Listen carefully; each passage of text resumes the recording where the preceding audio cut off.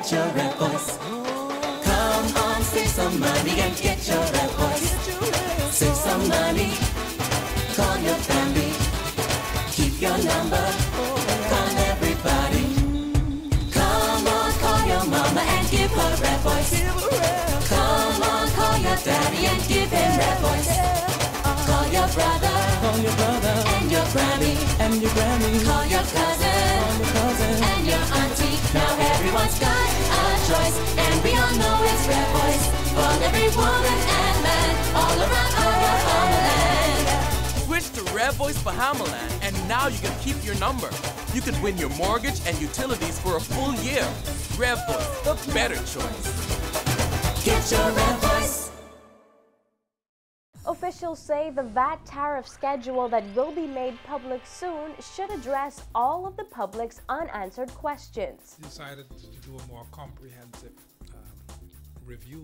The government plans an overhaul of road safety laws. More severe penalties will come out of that. The first phase of the Small Home Repairs program complete, plus the Bahamas Humane Society encouraging you to give the gift of a four-legged friend this Christmas. This is our weekend Christmas Ask for Help. Come down. We've got those stories and more for you tonight. I'm Nakia DeVoe, and this is NB12 Weekend.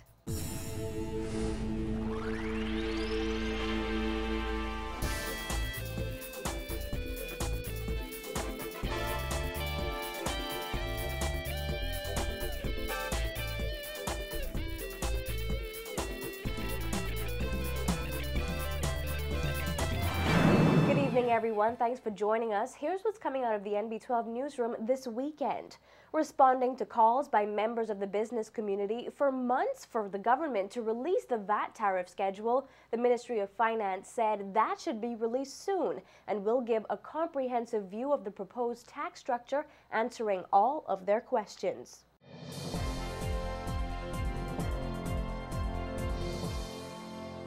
According to Financial Secretary John Roll, a tariff schedule detailing how items will be taxed or exempt from value-added tax and import duty will be released shortly, but he couldn't give a date.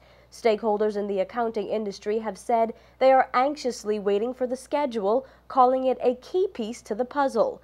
Members of the Bahamas Institute of Chartered Accountants said until that is released, they are left to review concepts. While speaking to reporters Friday, Roll explained that consultations are still ongoing in regard to what will be included in that list. And when we do that, what we will want to illustrate to the public very clearly is that the tariff schedule really is part of the government's rebalancing of the tax, so that people will see that to the extent that you have a VAT rate set, say, at 15%, it has a direct bearing in terms of the amount of customs duty rate reductions that would be necessary to compensate for the VAT. And if there is a strong preference for a lower rate for the VAT, that also translates into less ability in terms of reducing customs duties. Business owners have called for the information to be released soon so that they can go ahead and do their budget forecasts. Roll said when the schedule is released, it will give a comprehensive overview of all tariffs. We've decided to do a more comprehensive review so that people can see the rebalancing. If it's just a question of you seeing what the schedule looks like with a 15% VAT, as we've said, any existing customs duty rate that is 15% or lower would go to zero if the VAT was introduced at 15%. As a matter of fact, we understand that those customs rates could be reduced on average by about 17%. Members of the VAT Implementation Committee say the new tax regime will not be a cure-all for government's fiscal woes, but it is expected to improve the country's fiscal standing. Business owners say there are still a lot of questions to be answered, pointing out that the Ministry of Finance has about 6 months to educate the public and iron out the kinks. The VAT rate will be set at 15%, consistent with rates in other countries, according to the government's white paper on tax reform.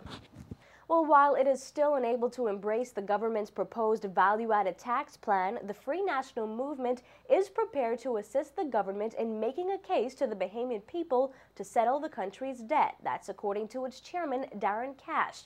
He said that everyone has an obligation to work to settle debt, but what the opposition cannot accept is the decision by the government to keep adding taxes on the backs of Bahamians at a time when the government has demonstrated no commitment to curbing their ways on wasteful spending. He said the government has still not made the case that VAT is the right tax for the Bahamian people, adding that the opposition is willing to work with the government to come up with other tax options. At the start of the next fiscal year, government debt is projected to be $4.9 billion. This year, the government estimates that it will have to pay $230 million to service its debt. More severe penalties for driving infractions could be seen in the new year, according to Transport and Aviation Minister Glenys Hannah Martin. With just under 50 people having died on the nation's streets this year, Hannah Martin promised an overhaul of road legislation with a view to holding drivers more accountable for their actions. Dana Smith reports. With ongoing concerns about traffic violations, some of which lead to death, Hannah Martin said a government-formed committee has been tasked with recommending more offenses and harsher penalties for road traffic violations. Road safety concerns have been renewed in light of the death of a 3-year-old boy struck by a vehicle on St. Vincent Road on Wednesday morning. We have established a National Road Safety Committee, which is a permanent sitting body, multi-government agency, which has resolved itself to look at this issue of, first of all, safety, to ensure that incidents of this nature don't happen. Although noting she doesn't know the exact details of the latest fatality, the minister said the incident only raises awareness of the number of people who have died on the nation's streets.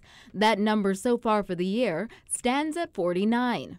The Road Safety Committee will work towards reforming the country's road laws in a bid at prevention with aid from a consultant. It's part of the road redevelopment project, all the new roads, etc.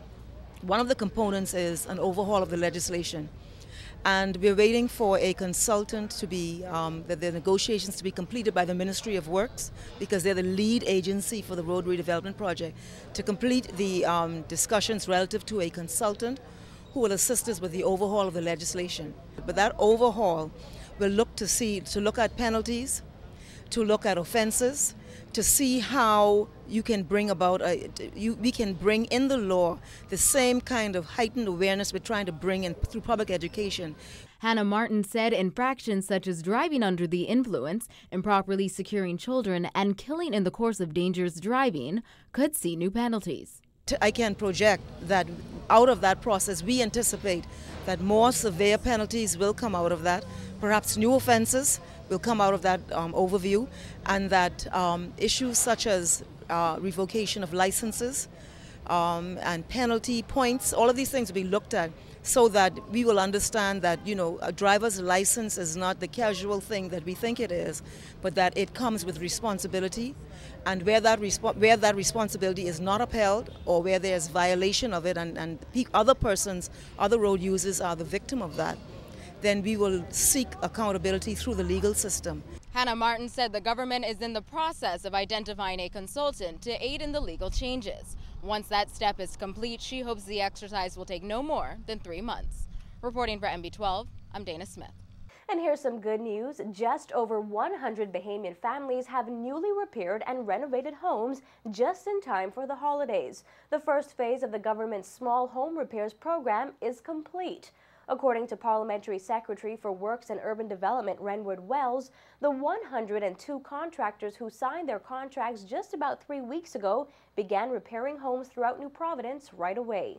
They've completed the work and are actually waiting their second payment. You know, we mobilized them. The Prime Minister actually gave a speech during the mobilization period, probably about 3 weeks ago. And immediately upon receiving their checks, all of the contractors basically hit the ground running. So right now, during this Christmas season, there are lots of Bahamians who have been relieved by having those kinds of repairs done to their houses. Wells also boasted that the program gives young men who are working on the homes a boost in confidence and their wallets. The first phase of the program cost approximately $1 million. The government has decided to make the small home repairs program a permanent initiative, which, according to Wells, will expand to the Family Islands in the new year after a thorough evaluation process, including local governments and social services. Much of that work has already begun. We have an idea as to who actually needs to have that healing hand and that touch of government. And in the new year, we will be addressing the Family Islands as we've addressed New Providence. The program in New Providence is administered through the Urban Renewal Commission, and the repairs are monitored by CCMG Limited. Wells explained that each island will have its unique twist to the program. Well, Grand Bahama has been separate. Grand Bahama and Abaco has been separated from the program in that they are being taken care of by the urban renewal offices in Grand Bahama.